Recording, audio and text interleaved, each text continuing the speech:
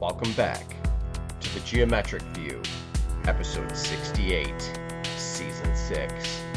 Today we get into a sundry of different topics as we have a good conversation with the EPEMC group.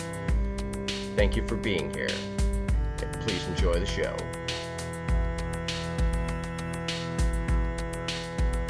Looks like the 2022 Electromagnetic Universe World Expo is turning out to be great with big name performers. I'm Buddy James, your host. The link is in the show notes below. Let's get into the circuit. We greatly appreciate your support. The best way to donate to us is on PayPal. Just send money directly to goldenscaling@gmail.com. Thank you very much.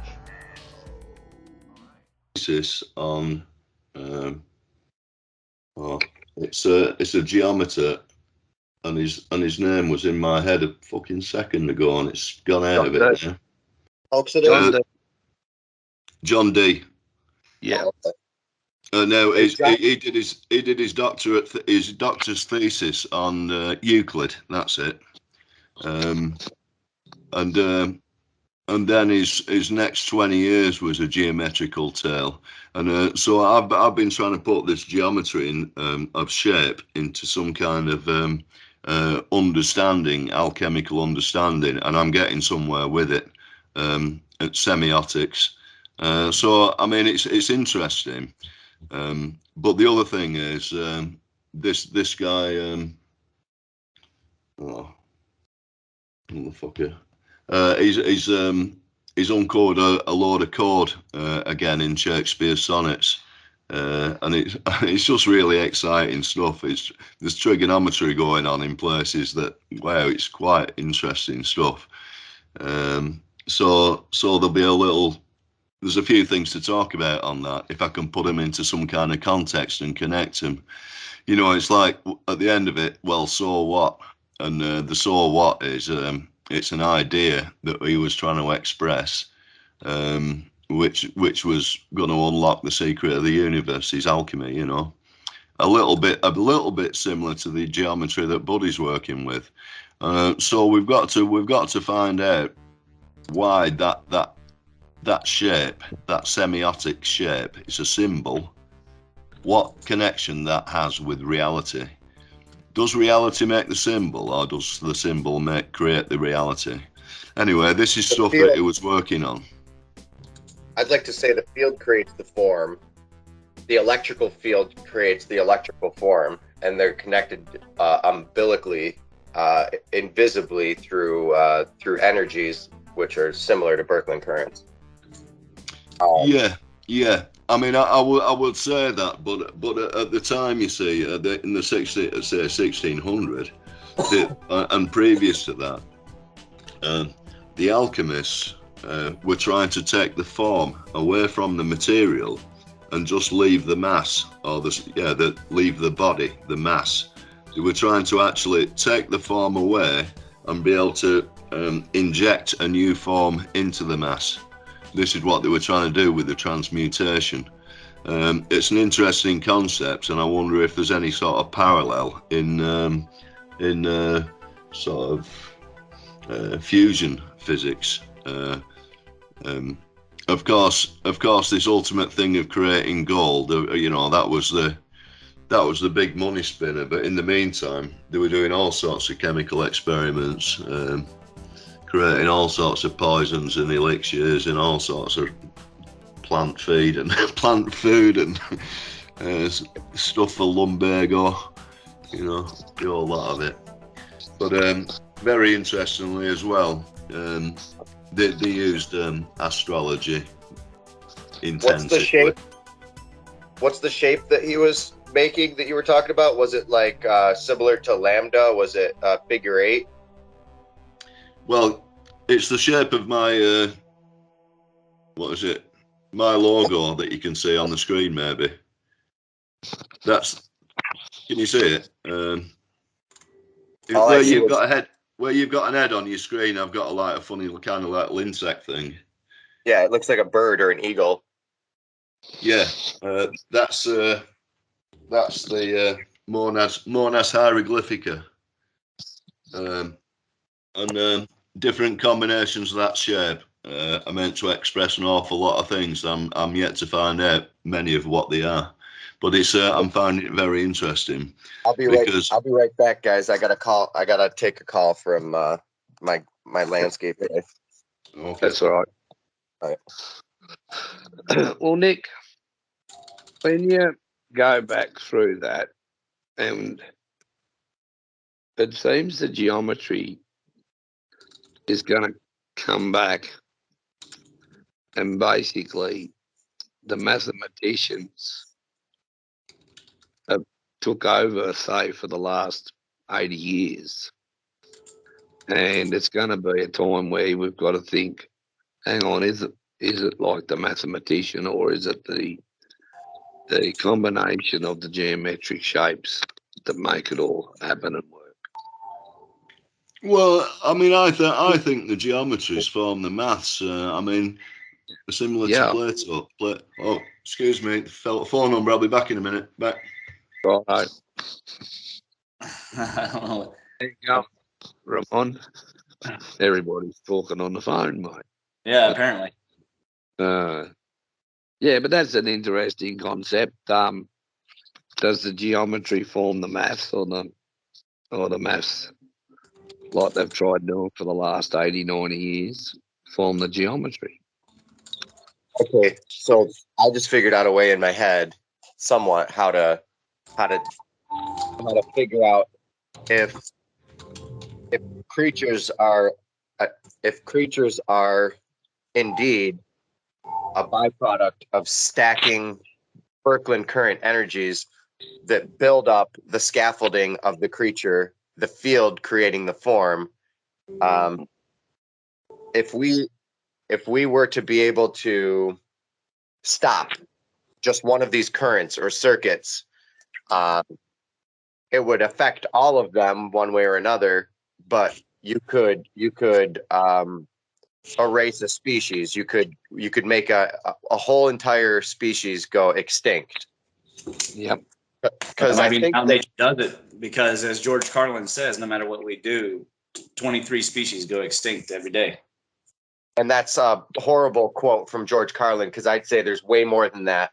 And the amount of species that go extinct and the amount of species that go of speciation that come into existence is huge, and we don't know the number.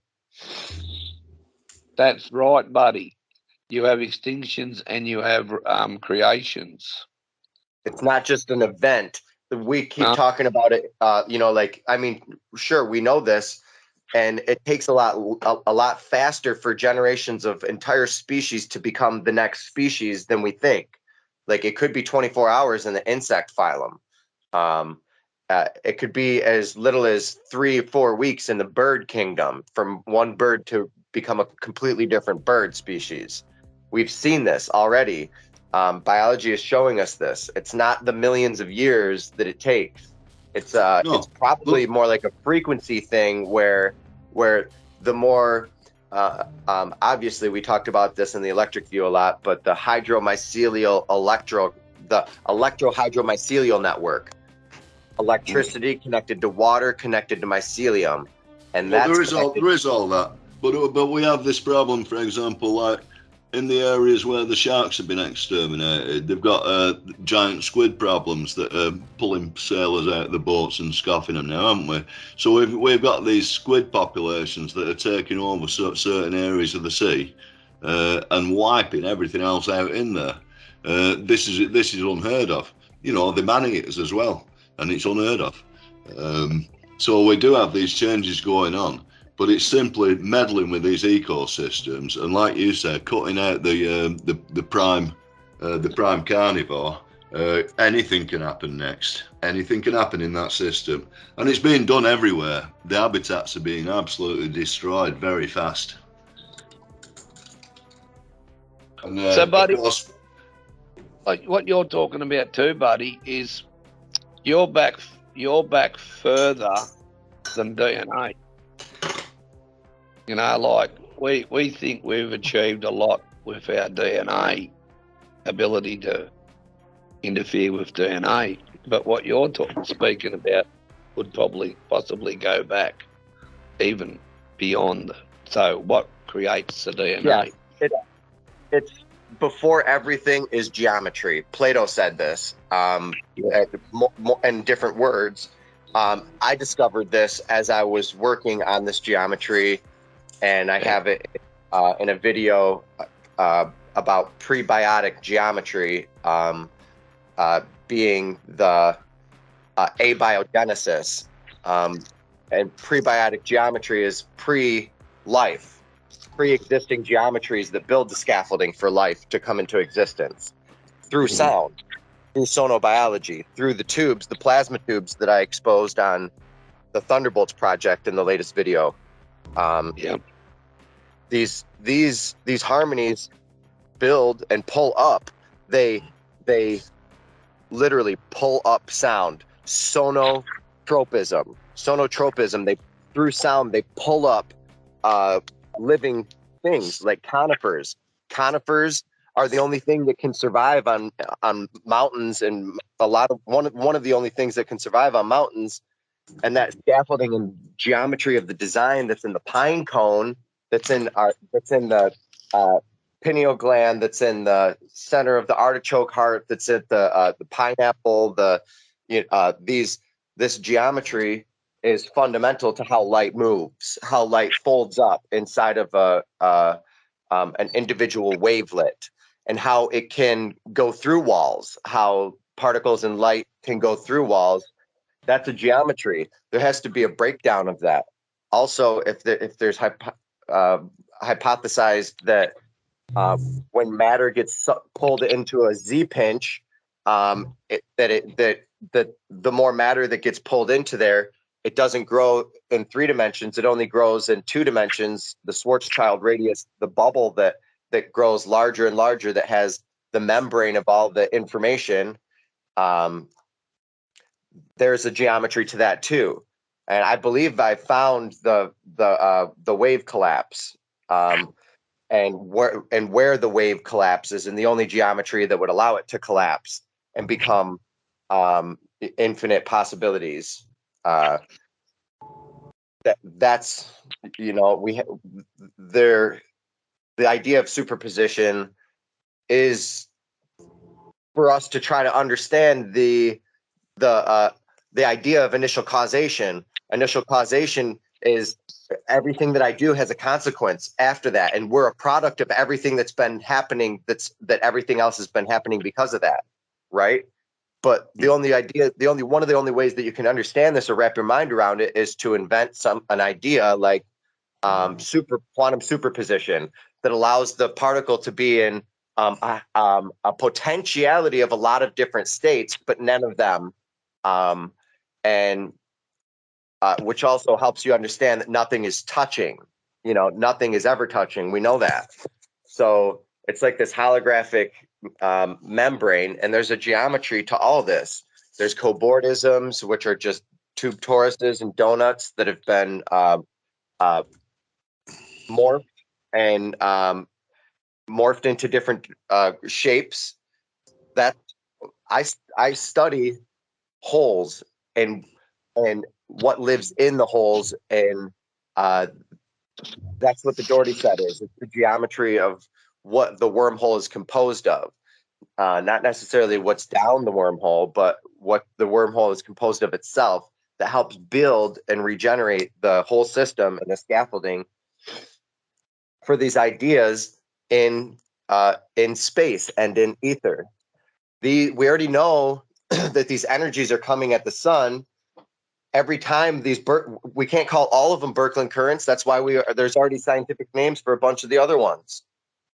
They break down into and out of the electromagnetic grid. Birkeland currents. I'm doing a whole map of my next map. Is going to be how Birkeland currents break down all the way into skyrmions, and power the global electric circuit and the solar electric circuit and the galactic electric circuit.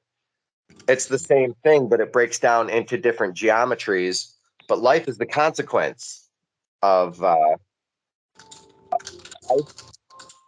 and memory is the consequence of electromagnetism evolving, changing, constantly changing. So the best theory or the best philosophy that you could possibly ever have is a theory about a philosophy about that's always changing. So you can adapt to the philosophy, so you can adapt to the world, so you can adapt to the idea of what change is and be the change. You have to know what change is to be the change. Change is very uncomfortable. So you have to understand how to live a life of that uncomfort in the fullest. And there's a movie that just came out, Everything Everywhere All the Time or something like that. Now this movie,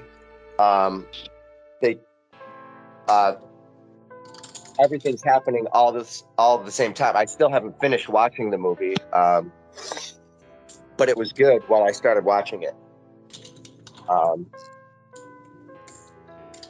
And a fact is going to be that we're going to use these geometries that are inside of all these different layers as the birkeland current goes through phase transitions into helicon physics, or the plasma mode waves, the sounds of the auroras, the global electric circuit. That all that is birkeland currents being broken up into individual units, which are sexed paired opposite helical polarities that are happening inside of these tubes that are oxygen rich. So it's like they're breathing through the tubes, and so they're already alive in the heavens. This is the future. This is how we dial into. This is why we're probably disturbing these and doing who knows what with the grid with HARP, by sending electrons and signals directly into these helicon plasma tubes around the Earth. So yeah, it's interesting. How do you break the soliton? This. They'll start at a small level. Well, these solitons apparently they maintain their shape, their form. Other things can pass right through them, and they change. They can change too. Yes, they can. I think the sound of these tubes and the sounds of the auroras is literally our entire morphogenetic field being in resonance with each other, building the scaffolding layers for what's next and maintaining the memory. Because if we were to get wiped out completely through a catastrophic event, everything would be dead. The majority of things would be dead on the Earth, but the memory stays there and builds the DNA from the space DNA. The double helical birkeland current breaks down into the double helical helicon mode wave, breaks down into the double helical lightning. It all breaks down into beautiful geometries, and it's the same geometry on every level. Every single level is the same geometry. It might look different, but once you get to the base of it, the base consistency of the quasi crystal of reality that we all scaffold off of, which would be the ether, which would be multiple birkeland currents, which is just the whole, and that's what it is. So, buddy, when you're talking, say, things like HARP and that, let's go back. Did we change irreversibly a lot of these when we did the upper atmospheric nuclear tests in the 50s and the 60s, and then in a very quick period they decided to ban that. Like when you go back through that, you find they're all, different countries were going around in nuclear and they were doing these upper atmospheric tests. And then within a very short time, they'd sat around the table and decided we weren't doing this anymore. Even though at the time, they were pretty well miles apart on so many other things. So when you're talking those sets and that with Earth, have we messed the memory up a bit with those sort of tests? Yeah, I think sort of like we've been meddling with this for so long, like MK Ultra programs, trying to connect the electricity to the brain. We've been using HARP to try to build super soldiers and to just figure out in general what these waves are possible of. There's an actual butterfly, the shape of the wave that they use for God's voice technology is a butterfly. And I've exposed this on the electric view and I think the geometric view. There's a name for it. It's not cyclotron wave. Yeah, cyclotron wave. A cyclotron wave. Google that and look into that technology. And I found this geometry that is identical again to the geometry in the Dougherty set, and I'm like, what? I'm like, what is this? Yeah, these cyclotron waves, they come out of black holes, aren't they, buddy? And we use them. No, cyclotron, not synchrotron. Oh, I see. Right. Yeah, right. Cyclotron waves. They're. I did a whole presentation about it. It's how they use to make people do things and manipulate them with the voices in their head, and it's a real technology. It's already a fact. Yeah. So you look deeper into it, and they've been using this a lot. How I actually got into this is from a murder podcast, and they were talking about people inside of Alaska and experimented on in Alaska, and that's how I started finding out about some of the more nefarious purposes of this technology of cyclotron waves. Voice to skull communication being one of them. Yeah. You hear this voice in your head and it sounds like you're hearing it, but you know you can hear it. It's not you, but it's and it's not coming through your ears, but you can hear the sound, you know. Yeah, and, it's probably a wave that's the size of your head, whatever that wavelength would be. And they use your skull as a resonance chamber. Yeah. I've had it done on me. I think it was most unpleasant, but I knew it was an external force, if you know what I mean. And the other great thing about it is. If I hadn't been aware of this, sort of vaguely aware of this technology, I would have thought I have gone fucking bonkers, you know, because I could hear this this pretty nasty voice. It was pretty horrible, and there was also a kind of a strange drumming going on.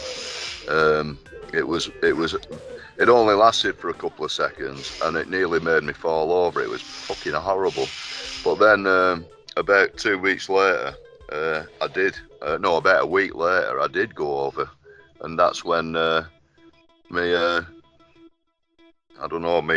nervous system kind of wiped out somehow, you know. I went up in hospital for a few days. I couldn't, you know, and when I come round again, I kind of felt enlightened.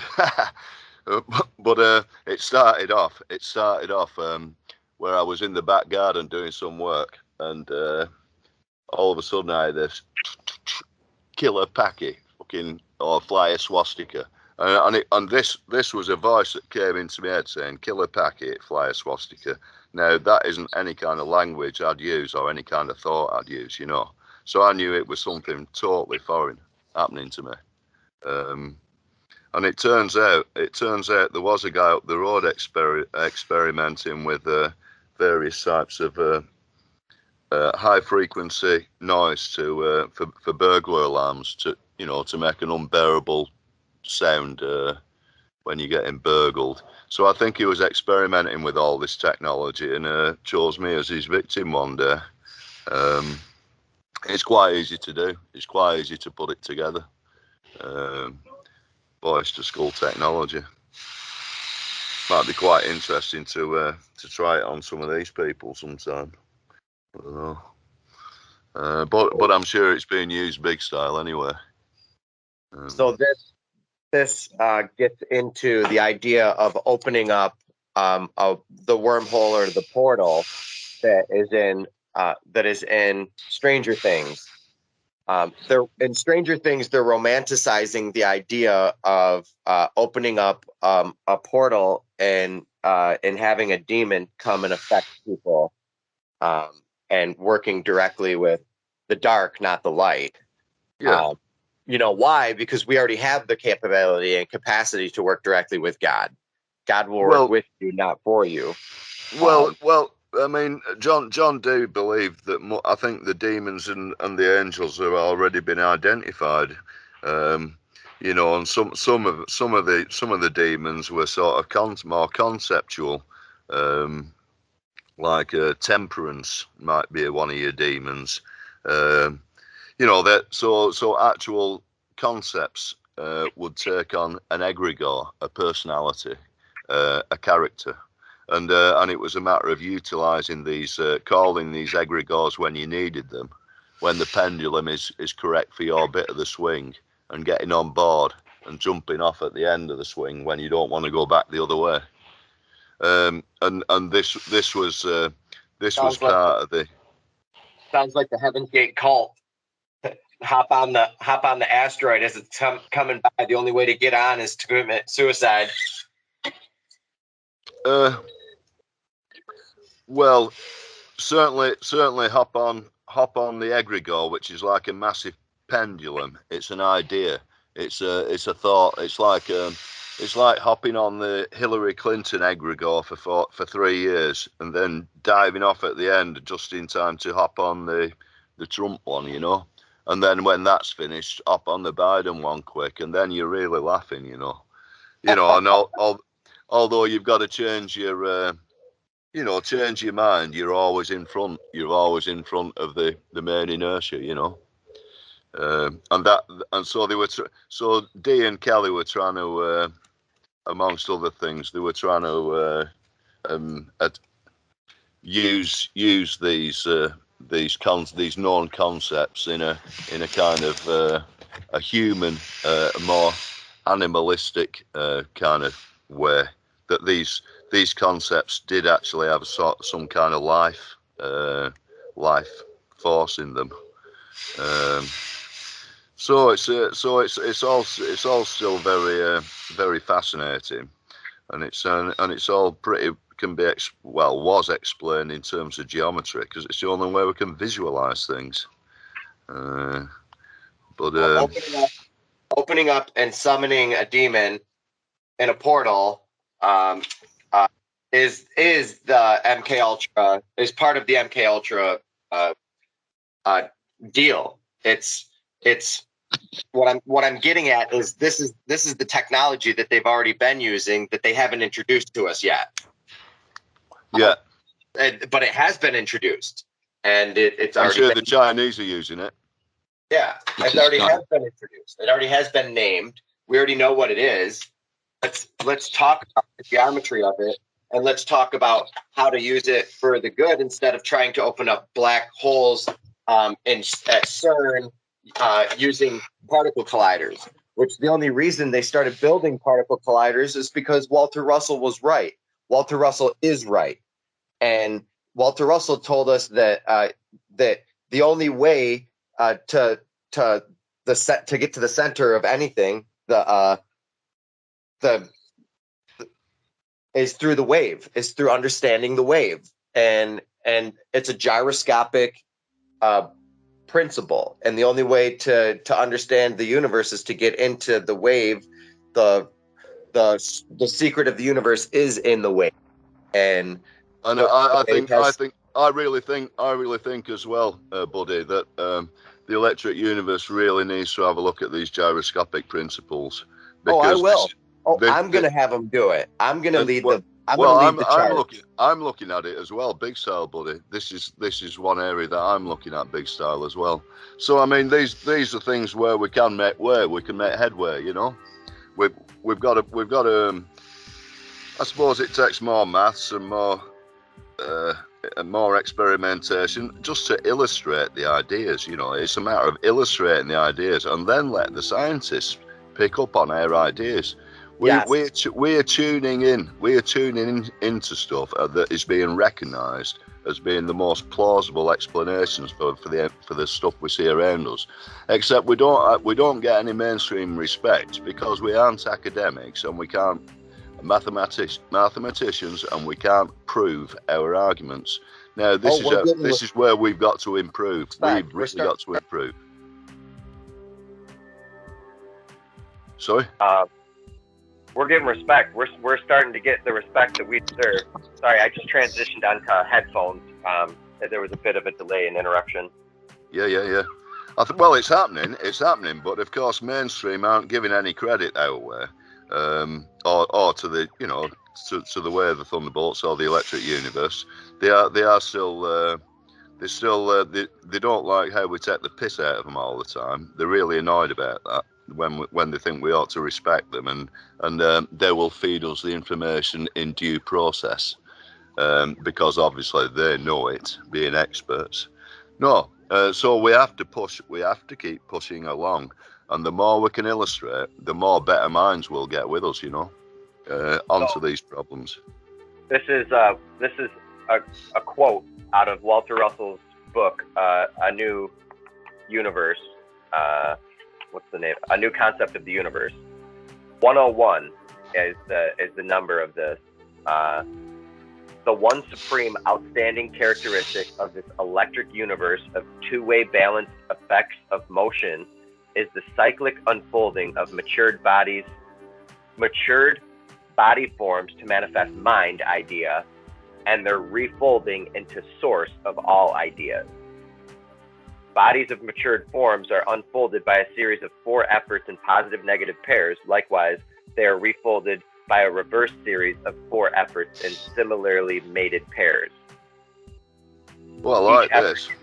Each effort in nature is to unfold and refold. Each effort in nature to unfold and refold is a stage of inward-outward growth towards the formation of a matured polarized body and away from it towards its seed idea. The seed idea is what creates us. We come out of the seed idea, and we also seed ideas into formation. All of this is ideas. That's why when Elon Musk came on Joe Rogan's podcast and started telling everybody to be afraid of AI, it's the most scary thing in the world. And then he comes on and says, sorry,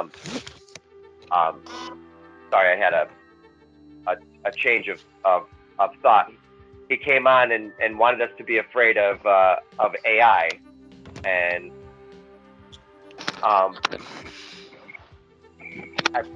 I lost my mode of connection there. I'm in the middle of quite a few different things right now. Sorry. Yeah. Well. So we were talking about the north-south each-way connection, buddy. Oh, the folding, yeah. And then you went to when all of a sudden Elon Musk goes on Joe Rogan and says, "Oh, we shouldn't trust AI," right? Yeah. That was where you were sort of at, and then you lost that thought. Yeah. Having said that, AI is responsible for unfolding this particular. I think it's the ATP, some kind of molecule anyway that they didn't understand, and the AI actually managed to crack it. So it is like it's cracked the game of Go and chess and all these other things that it can beat humans at now. Certainly. So on specific lines of thought, yeah, we're going to use machines to do some thinking, but it's what we make them think, isn't it? You know, you can make them think all sorts of shit, or if you can call it thinking, it's not. It's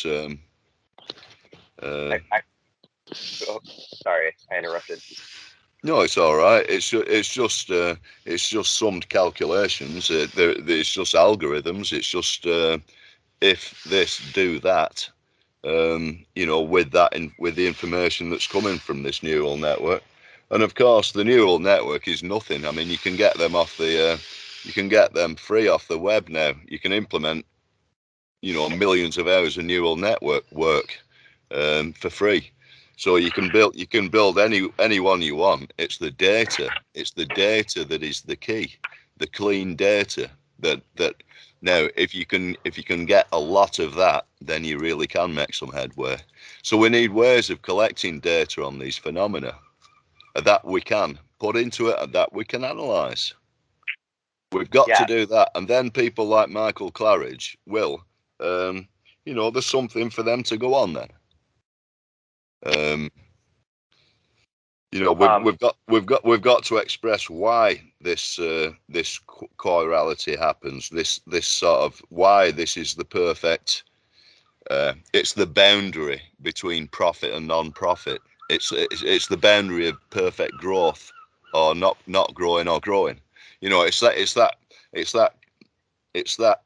boundary of what if, or if,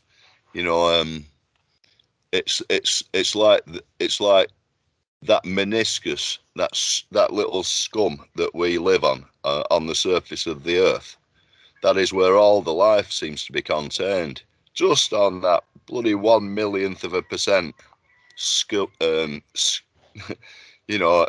boundary where we all live, like on the boundary of the cell wall, where all the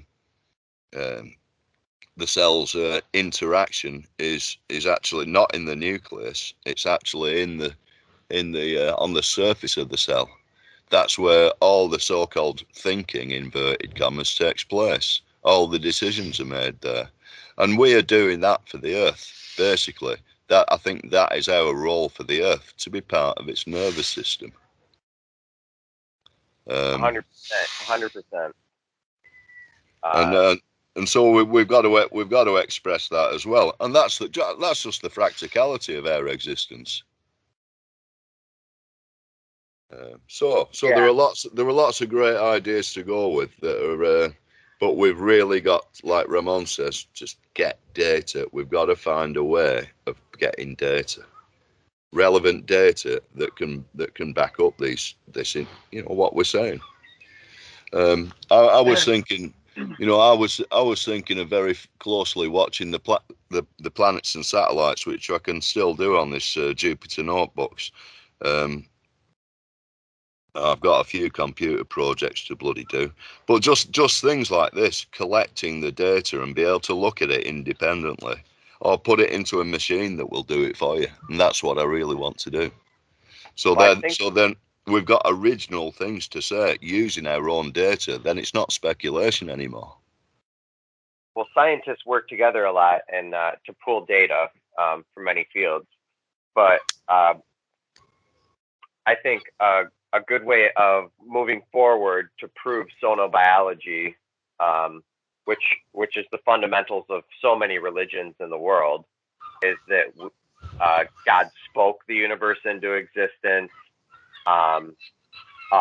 In India, the majority of all the culture in India believes that that it's sound and frequency that is the creator. That the universe was spoken into existence, and using it in loose terms, but the majority of, like I'd say, the religions around the world, they know the power of sound, and the healing power of sound, and the healing power of a healing voice, how it controls how an animal feels, how it controls how a kid feels, how you talk to them. It's the power of the environment, unless they're deaf, but signals, whether it's audible or not, and symbology is what we're talking about here. You don't need to hear the Egyptian hieroglyphs. You can see them, you can feel them. In fact, Well, that's more like it. Yeah, that is what they're trying to get at, that you can actually feel what they do. Yeah. With you and it's like hang real sorry, I was on a roll. I'm trying to get to a point here. What I'm saying is we can test the power of sound in many different in every environment. And this is sonobiology, and there's already hundreds of, probably thousands of experiments that back this up already right off the bat. One of them, which is my favorite, is the coral reef profundity. When you take a dead coral reef and you simply play the sounds of a living coral reef to the coral reef, it starts to become a thriving coral reef without adding anything but sound. Yes. The sound of thriving coral reef. Yeah. Next analogy, you could do this in a forest, a dead forest that is, or dying forest. You've got to do control experiments, though. It's got to be satisfying to the scientific community. Absolutely, controlled experiments. So people can start doing this right away. We can start doing this right away. The gut bacteria. You know how much power this sound has? Sound is the master wave of all waves. If the universe is consisted of solely waves, and no theory that doesn't exist waves has no place in nature, like Walter Russell says here, this universe consists solely of waves of motion. Any theory which cannot find a fitting place within the wave has no other place for it in nature. I'd agree with that, but I think light is equally important. I mean, with Michael Claridge's light of life. But this is an easier way that we can do experimentation immediately and show the power of sound on environment. I've got another one. I've got. Can I say one more and then for another example, gut fauna. Your fauna of your gut, the sounds of your gut. If you have a bad gut, you can play the sounds of a good gut to your gut directly, or in your ears, or directly to your gut, and it'll fix the bowel movement. Yeah. This power just has endless ramifications. So please lay down one, and I'll lay down more. Right. Yeah. Well, this one, if you close your eyes and you're still and you concentrate on a bright light, your bioluminescence goes up by 10,000 times. When you close your eyes and you focus on a bright light, even though it's not there. Just got to imagine it. So it's the same. It's the same thing.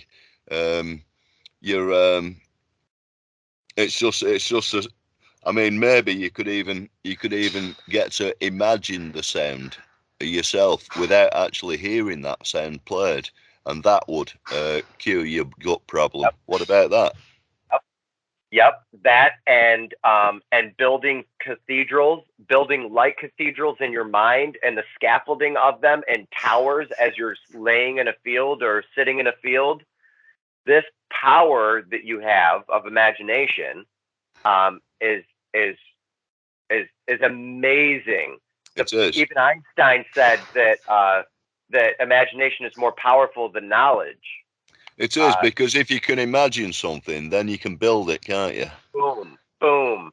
And when you start to understand this geometry of the Dougherty set, you can build crystal cathedrals and imagine structures like way bigger than the geodesics that Buckminster Fuller and Disney World and Epcot Center and all this other stuff. You can start to see the entirety of it as helical within helical within helical, helicola. That's what it's called, helicola. That's what Vladimir Ginsburg named it. Right, Victor Ginsburg. Vladimir Ginsburg. He's the leader in all of this. He did the math. He's showing us that it's all breaks down into vortices, helices, and torices. And that's what the Dougherty set is. But this guy already did the math of it. I connected with him. You can get his books online. It's amazing. Is this chirality and spin? Was that his main focus? Yeah. Yes. Yeah, that's all it is. That's the whole thing. Is it all breaks down to chirality, spin, and leading trails and tracing trails of torices that are subluminal and superluminal, faster than the speed of light. Yeah. It only happens faster than the speed of light on the inside of the torus, and then on the outside of the torus, it's subluminal. But there's places. So it's really, really interesting stuff. Extremely math heavy, but it's a lot of his other books aren't math heavy. He does great other writing as well. Well, the thing is, if you can have a basic understanding of the math, you can kind of condense that in presentation into a black box. If you can express what's in each black box and then just hook them up, you've got the understanding of the system then. And so yeah, I mean, this is the way we've got to go forward and start introducing these concepts, but with a way to measurements, we need to get this data from as many places as we can get, as many independent sources with a control system, i.e. one is getting the wave and the other one exactly the same it isn't. And we've got to compare, if they're in the same conditions, apart from that particular one factor, we've got to find out the factors which are affecting this system. It's like if you just played it, if you played it a wave, people would say, well, it's getting lots of environmental waves. How do you know it's that one that's doing the actual trick? So we've got to be very careful in how we build the experiment. But this. It's like the what's it, Lathwaite, Professor Lathwaite says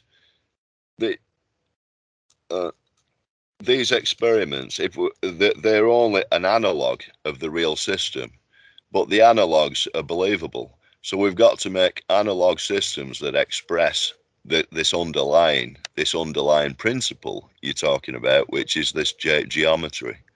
We've got to find that in real systems that we can then we can prove that they're there.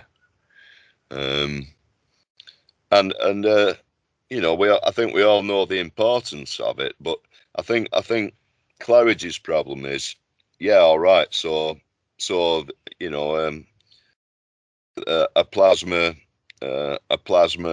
bolt takes this shape and then it morphs into that shape. So what? We know all that. So, but well, this is why it's important, because it has to reach this basic milestone, and then everything changes. It's at a fractal level, it's at the border, and this is where things change. And if we can express that, in terms of a geometry, I think it'd be very, very helpful. Where if we, like I say, if we know how this geometry, its shape, we can start to use it. Maybe. Absolutely, that's actually how we build technology. Right now, solid state, the most readily available form of solid state computing is all built with spintronics, which is spin electronics technology, and it all breaks down. I did a whole presentation on spin electronics, and what was the other? There's another really cool word that is involved with that. I can't remember it right now. But yeah, technology is nothing more than us growing ever closer towards the fulcrum of the universe, the actual way that the universe is built.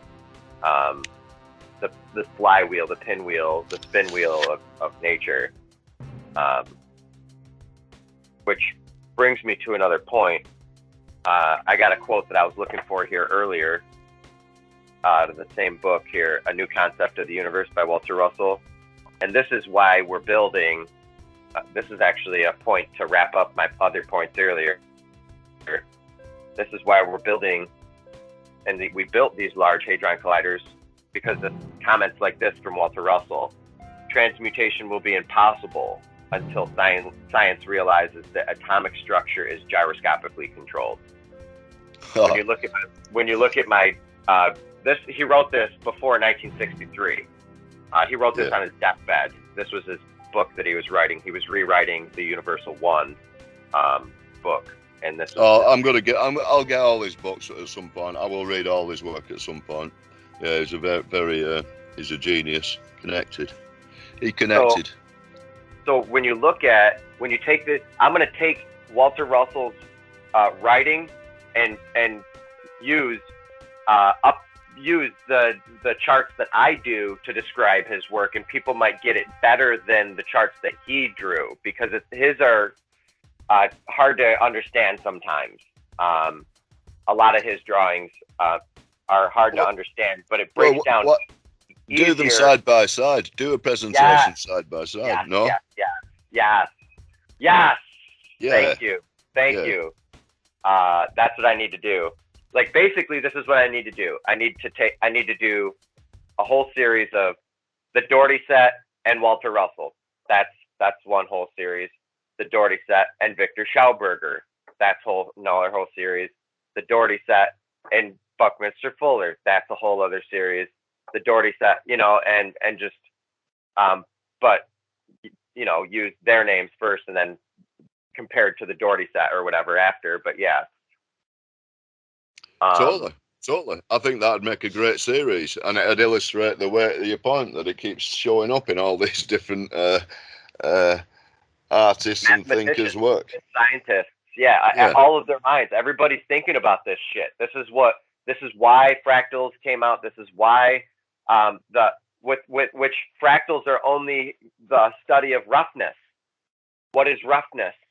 The system of roughness, it breaks down into chaos, and chaos starts from simple patterns, simple building blocks, like the science of the new science of Wolfram mathematics and algorithmic how algorithms grow, and they all start with simple patterns. So does chaos. It all starts with initial conditions. That's right. And I find that very fascinating as well. These different expressions you can get from a very simple repeating ordered thing, But this sentence here, transmutation will be impossible until science realizes that atomic structure is gyroscopically controlled, is the basis of what I'm trying to get at here, this entire talk. If you look at the recent Thunderbolts video that I put out there, and you see the A2, when the number A2, the image that says A2 next to it in the bottom right hand corner, that is the gyroscopically controlled atomic structure. I see. I'll have another look at it, buddy. I've watched your stuff, of course I have. I really like it. But I will have another look at that. You mention it. So it's also the reason why we're building large hadron colliders, because we wanted to get to transmutation. And if Russell believed that was the only way to do it, all right, then everybody hop on board. Let's put billions of dollars into these machines, and try to find what they are. Hey, heck, why not? At the same time, why don't we create a psyop and start to get everybody to think that we're going to blow ourselves up, get them hinged on fear, using fear porn, by saying, oh, we could create a black hole in our own our own thing. And not only could we, it's so dangerous, not only could we create a dark, mysterious black hole, but might we be able to open up a portal and get all these kids into romanticizing the idea of MK Ultra and opening up a portal to demonship and worship? Yeah, and then all the kids follow it down with Pied Piper playing the fucking flute or something. Yep. Yeah, that's it. Yep. But anyway. What's really happening is actually they're trying to do transmutation. They're creating gold. We already know that gold is created in these colliders. So other elements are being transmuted as well. So they're making a lot of money on it, but they're still not paying for themselves. But they want to trick us and try. And when the opening of CERN, when that happened, there was that whole skullduggery of movement where there was people dressed up doing satanic movements, like weird occultic shit. Yeah, absolutely very weird shit. Disgusting, really. Oh, that opening and ceremony is absolute fucking nutters. Idiots. Yeah, to get back to what nobody else has said about the Georgia Guidestones yet, because I've listened to all of them. They did it on purpose to erase their tracks, leave no traces behind. Yeah. They're gonna do now. They're gonna do it, and there's no proof of it. They painted it on, and they painted murals in Colorado in the airport. They'll erase it from history. And then they painted over them. They showed us exactly what COVID was in the paintings and in the Denver Museum. Look it up. They showed us exactly what happened, and now they covered it up. London hosted the Olympic Games in 2012, and it had all these weird dance with kids scared in a hospital with all these satanic kind of floating doctors. And then down comes Boris Johnson and his fucking in his Union Jack parachute to save everyone, you know. And that was in 2012. Yep, 10 years later, what happened? 10 years later, what's happening? Yep. So they work in 10 years. They work in decades. They like to decade things. I know there are probably a lot of dedications to decades for them, decadent, immoral, whatever. I could go on and on, but now I lost my train of thought because I was talking about all the decas. Yeah. Disgusting. Yeah. So anyway, there are these plans in place. You know, you can almost see they've got lined up for the next bits of ascension. Who are going to lead us to wherever the hell they're leading us. 2021, Agenda 2030 happened in 2020. They're 10 years ahead of their time. That's what they're doing. They're expediting this as fast as possible because they gained so much time. We fast forwarded into the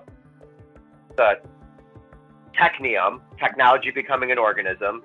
We got so fast into that through COVID, it rapidly shifted everybody into having cameras on their computers and working from home and microphones in their home. And that technology just is booming because now they can hear and see better in everybody's houses that were the recluses that weren't allowing that technology in their homes to begin with. Yeah. Plus you have Google Home, you have all these home devices. There's a non-stop surveillance and this information. Yeah. But I was just saying 10 years, decades. In 2020, they already hit 2030. In 2030, they're going to be probably slamming Agenda 2050 agenda, you know? Yeah. Yeah. So anyway, at least if you're aware of them, they might not surprise you all the time because I knew that COVID was on its way. I knew that was coming. I really did. It was. I mean, you could see the. Well, I mean, 3 months before the event, what do the UN do? Oh, they have. There could be an event happens, and we've got to prepare. The World Health Authority has got to prepare for when one of these colds goes out, accidentally mutates. Below me, it happened that month while they're all there learning how to lock people down in their committees in Switzerland. What will be the effect on the economy? Well, it'll be all right for the big boys, but all the small players are going to get completely taken out and lose all the banking investments and the property and everything. Great, let's do it right now. An event 201 that they had that was Johns Hopkins University hosted. Yeah. Where they talked about COVID and releasing it during the time where they actually released it. Exactly. They were releasing it at the same time. Yes, that's it. That's the one. Um, So we have a manufactured collapse going on. yeah. You know, buddy, Yeah. earlier on you were talking about, how with different things we could open portholes to the darkness. Maybe some of those have got that, and they haven't even got a clue what they're doing anymore. They're just power drunk, and they're on a suicidal path. And the trouble is, you listen to all our so-called leaders today, which are only really the puppets. They're just following along like they're in a trance. Yeah, they're in a death cult, aren't they? Yeah, Yeah. 100%. If you look at They the hate bug in 2019, it got its first shot in about 2008. I can't remember what that was called now. That one, right? And then it's just gone on from there. Oh, SARS, And yeah. yeah, it's ours. That's it. Right. That was the first sort of bug run test. And then it just went on. And I just wondering when you listen to, well, like that one I posted before from Jordan Peterson and that, Scott Rittner and all those fellas, you got to wonder whether we've got people that haven't even got a clue what they're doing anymore. And then, of course, as I've said, Nick, no one really knows. We've got that planet alignment with the sun having a minimum in 2026. What's that also going to do for all these things? No one's saying, are they? Well, we'll have to have a right good look at the astrology, us, me and you, Andy, and figure out where it fits in on that Schnoll level, and also on the LAS level, and just look at it from that point of view. We'll find out when the planets are talking to each other and letting off some energy each other's way, and it's you remember that. Oh, I'll talk about this another time. What I've just thought of. Yep. I'll another time because we've covered quite a lot today, haven't we? And Yeah. If you have a look, everything is, and I know it's a big broad sheet, but Buddy's narrowing it down with his Dougherty set. Everything is about energy. You know what? All those waves and that Buddy's talking about the Dougherty set, it all comes down to all these different forms of energy which come together. yes, it is. Yeah. Yeah. And I think you were right too, Nick. We're on the planet. All animals, everything's on the planet. And we're just part of that with Earth, with the way it operates, the whole lot. Yeah, we are. Yeah. Yeah. That's obvious to me. Anyway, get this, Grouch. I've been invited for lunch at the golf club on Sunday, next Sunday, Teignmouth Golf Club, by the ex-Tory mayor of Teignmouth herself. Bloody hell, my mother moved in high places, you know. Wow. Well, she was a wise lady, see. She was great, and her friends are really nice. In fact, I've met a good few of them. They're some hell of a characters. This lot, they really are. Yeah. English country gentlemen and women, but they've had lives all over the place, and they're all characters. Fantastic, really funny. Nice to meet them. So you'll get to dine with the elite. working class. yeah, that's it. But the good thing is this lady Sylvia, who's just invited us. She actually used to live in Rochdale herself, so she can understand me, and no one else in Devon can understand the word I'm saying, just about, you know. And I can't understand them. We can always understand you. Great stuff. Great stuff. Anyhow, gentlemen, I love you and leave you. And buddy, about this time tomorrow, if you're still there, buddy, we'll after our chat on the pulse, we'll do a little bit of work and go forward with that if we can with that website. Yeah. Sounds good to me. Okay, gents. I'll see you soon. Yeah. Yeah. Bye. All right. See you guys.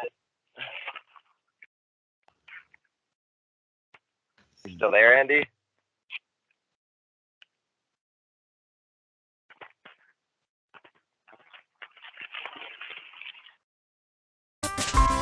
The geometric view is a love is watching product.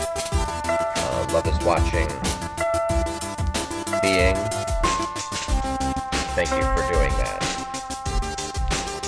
Keep your eyeballs out. Pay attention. There's a lot going down this year. Be vigilant. Be mindful.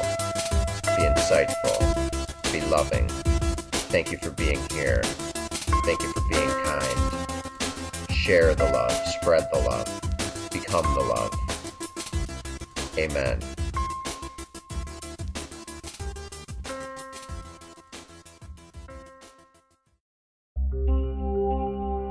Thank you for being here for episode 68, season 6 of the Geometric View. As usual, things will change in season 7. A lot of changes are expected. Thank you. We'll see you on the next episode. Have a good weekend and a beautiful week.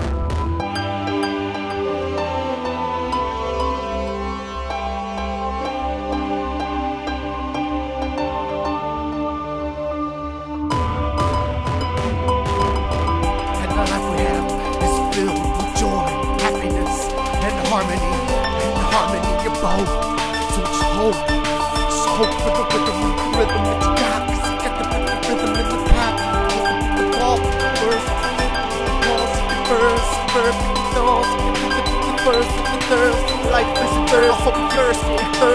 Life is eternal, hope and thirsty. Life is eternal, hope and thirsty. Life is eternal, hope and thirsty. Life is eternal, hope and thirsty. Life is eternal, hope and thirsty. Life is eternal, hope and thirsty. Life is eternal, hope and thirsty.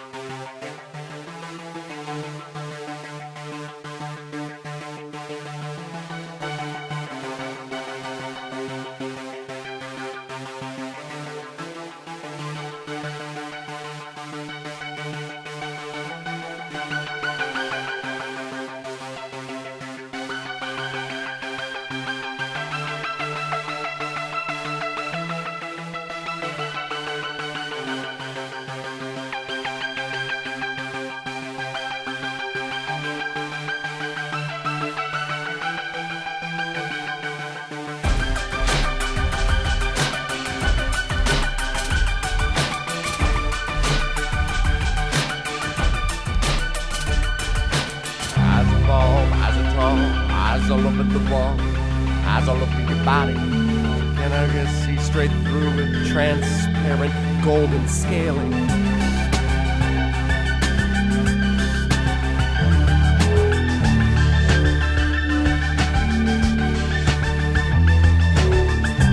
largest of the atom must embark on this because this is the journey. The journey is life.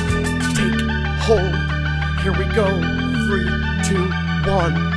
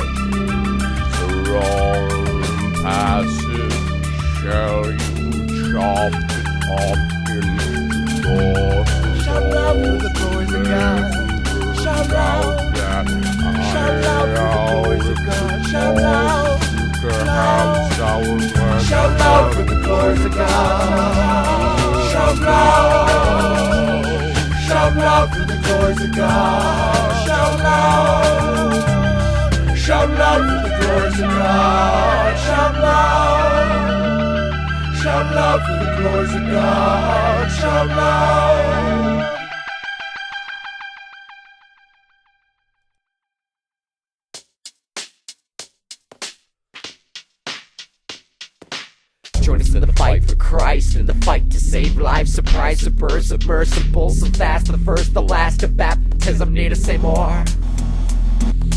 Pay attention like the marrow in your bones, arrow in your back, arrow in your lungs, zero into the fact, tertiary Christian neurons, synapses and narrow endurance into eternity. I'm a courier, a charismatic attitude. Modern meters even neater, it might even be fun. Cider indeed, need nerds, you need nerds. Need a virtue, need to be a reason.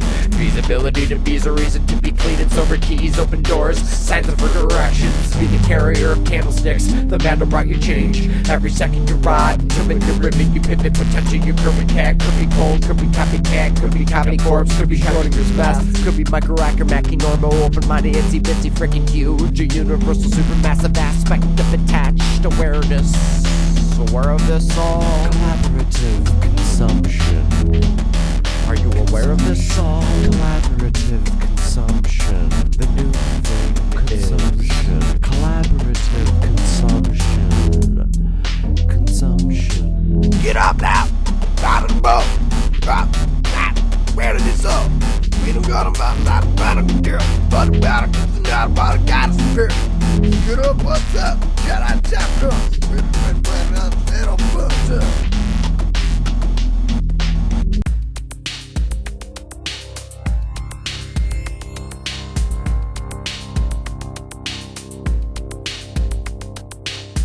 I'm in search of, I'm in earth love, I'm in living life, I'm in living color, I'm an air drop, I'm an earth thing, I'm an earth thing, I'm an earth thing, I'm an earth thing.